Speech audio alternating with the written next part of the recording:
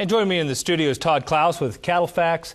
Tod, thanks for coming back to the show. Good to be here, Kevin. You know, I've heard some devastating personal stories from some friends of mine in Texas, but put some numbers to what's going on to this cow herd down south. Well, Kevin, the drought is definitely having a significant impact on the producers in the south as they've had to liquidate or reduce their herds as their water and feed resources have run dry.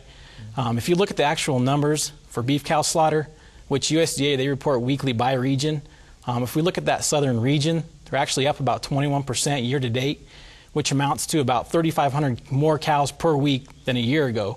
And if we look just since June, we've seen the biggest increase just since June, we're actually slaughtering about 7,000 more per week compared to a year ago. And when you take this and you compare to the rest of the country, year to date, they're actually down about 7%, Kevin. So the drought is having a significant impact on this cow slaughter in the south region. Absolutely. And what does it mean in terms of beef production?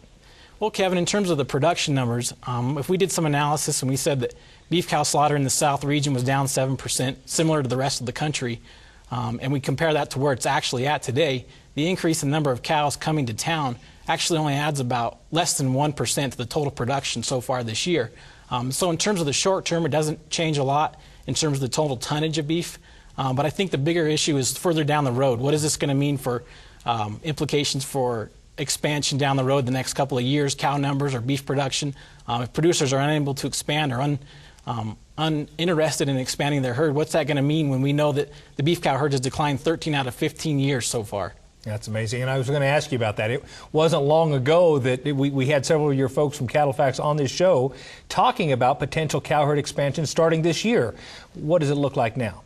So, Kevin, if we look at the regional numbers in terms of cow numbers, this southern region, we're talking about 9 million beef cows in that region, which is roughly 30% of the entire U.S. herd. So anytime there's a major event such as a drought, it's going to have a significant impact on the total U.S. cow herd. If we look at 2009, we were down about 7% for the year, which if we said that's what we were going to be this year, that would add back about 150,000 cows to our U.S. beef herd, which we would still say isn't enough to say that we're stabilizing the cow herd. We saw that in 2009 we actually lost a little over 300,000 beef cows, and you add into that the fact that we have fewer females going back into the herd than we did in 2009. The bottom line is it tells us that most likely come January 1, if the drought persists and if cow slaughter stays this large, we're likely to see the cow herd down another 400 to 500,000 cows. Well, thank you for coming to the show. Our thoughts and prayers are with all of our friends down south as they struggle through this drought. Thanks, Kevin.